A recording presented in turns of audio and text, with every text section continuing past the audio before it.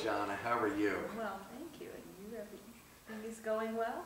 Things are going well. Yeah, for those viewers from out of the area, we had 70 degrees here in Philadelphia on Friday, but today it was in the high 20s or middle 20s waking up this morning.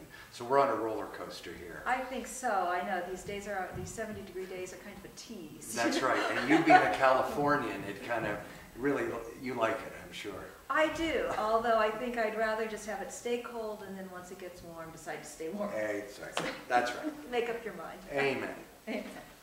So. Well, today I'd like to talk a little more about this loving your enemies business. Okay. Because I know we can't follow the Old Testament law of an eye for an eye, or certainly giving people what they deserve, because then we'd get what we deserve. That's a good way to put it. And I know that Jesus wants us to transcend this law, and really, it's all about forgiveness. Yes. In terms of, instead of seeking vengeance, try to forgive your enemies or understand your enemies through prayer. Yes. But what about loving them? I mean, is he meaning just to show the actions of love, or is he talking about trying to cultivate some kind of feeling of love for your persecutors? Well, I think love, if we can be a vessel of the love of God and just pray for that. Paul says in 1 Corinthians, love is patient, love is kind, love does not count the wrongs. Love endures all things, hopes all things.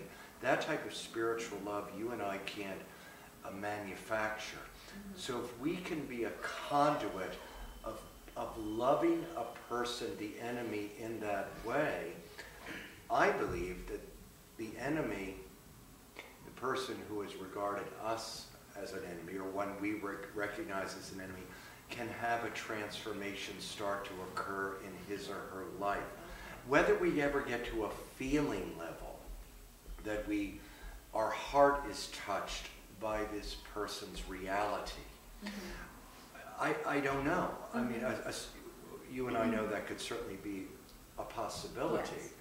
But the main thing is to bring God into the picture where there is cleavage and a separation between us and another person. Only God can be the catalyst for a change in that. Okay.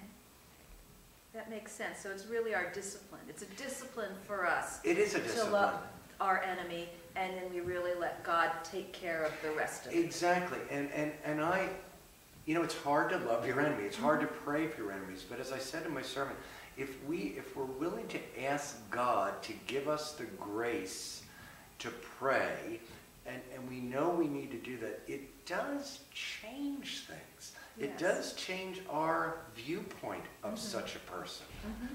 And that's a good thing. Yes. It's a good start. And I also liked your point that it frees our minds, because I would be the type of, after I've been persecuted or certainly not treated well, to start obsessing and getting very upset. And so I think having the prayer to refocus my mind. Absolutely. I had a situation years ago in my first parish in Staten Island where a man became my enemy for some reason. And it did totally derail me. I mean, I couldn't think about anything else. I mean, I was totally obsessed about this broken relationship. I was held hostage to it. So I needed to pray for him and pray for myself so I could be released and let God work. Because God was the only one who was going to solve this problem. Well, you state later on in the sermon that God is calling us to perfection. Yes. But then you also use the term wholeness. And I'm wondering if you could say a little bit more about the relation between the two. Right. The word perfection in the English language, you and I know what it means. And as soon as we hear it, we go, impossible. I mean, we can't be perfect. What Jesus calls us to, and that's why I pointed out the Greek word, it is to wholeness.